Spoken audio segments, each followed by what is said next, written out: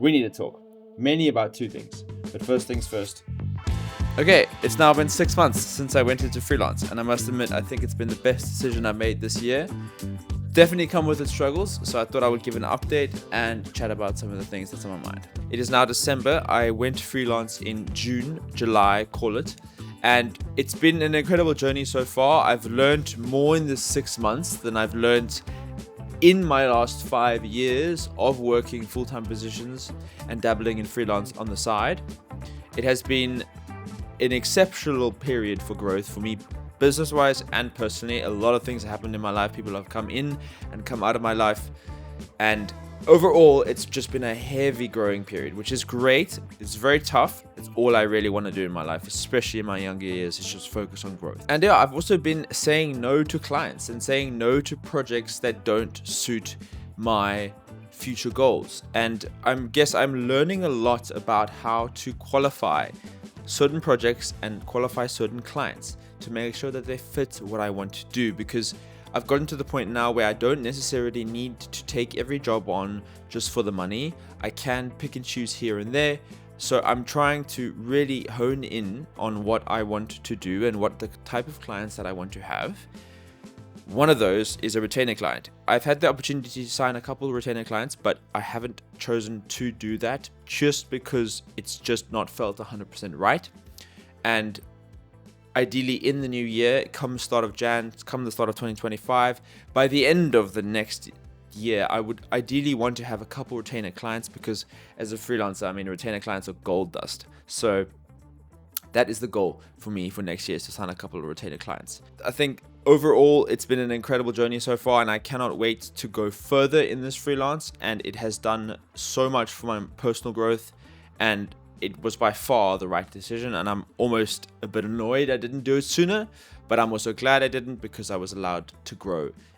As I mentioned in one of my first videos about being in full-time positions in the trade you want to branch out to, is very underrated. You can learn and you can get paid on a consistent basis, and you can learn under the right people, but it has to be under the right people, which is what I came to learn was more important than anything else. You have to be learning from the right people. There's been one thing that's affected me quite a lot over the last year, especially when it comes to business-wise, so freelancing, and then in my personal life, and that's comparison. It's so easy to look at someone's social media, or however, this little window that you have it, whether it's social media or you see them on the road or you see them on the street, you see them having fun at a bar or wherever. It's so easy just to look at that small little window, call it highlight reel, of their life and compare yourself immediately, not even having a chance to think about the fact that their journey and their little world is completely different to you. And yes, they might be where you want to be, or they might be doing the things you want to do, or travel to the places you want to travel to, but you don't know their full journey. You don't know their struggles, you don't know their highs, and you don't know their lows. And that's something I've come to learn a lot in the last year, is when it comes to business, there's a lot of the people out there that I aspire to be like, and take notes from and learn from. I'm grateful to call some of them are my mates, but also some of them are fellow freelancers and fellow creatives that I have come into contact with, but they might not be my friends. So yeah, I struggle, I think, a lot when I see people signing clients, for instance, and I either hear about it through word of mouth, or I see it on social media, and I think, damn, how did he do that? How did they get to that point where they can do that? I want to be doing that. Why am I not doing that? Why is it not coming to me? Why?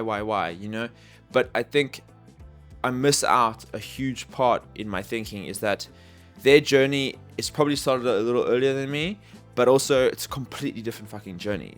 So their little struggles, I don't know if they've been reaching out to thousands of clients over the last 2 years. I don't know if they've lost 5 clients before they've signed this big one. So I think I just got to kick myself when I see these things and remind myself that everyone is on their own little path. And that is almost the beauty about it, is that no one can live your life other than you. And no one can find joy in the small things other than you, because that's what you do when you're on your own path. You find joy in those small little things. And that is what is crucial about any form of professional or personal journey, because if you can find the beauty in the small little things along the way, I feel as though that is what makes the journey and the end point, even though there's never really an end point, worth it, you know? Comparison steals joy, but gratitude can give it back.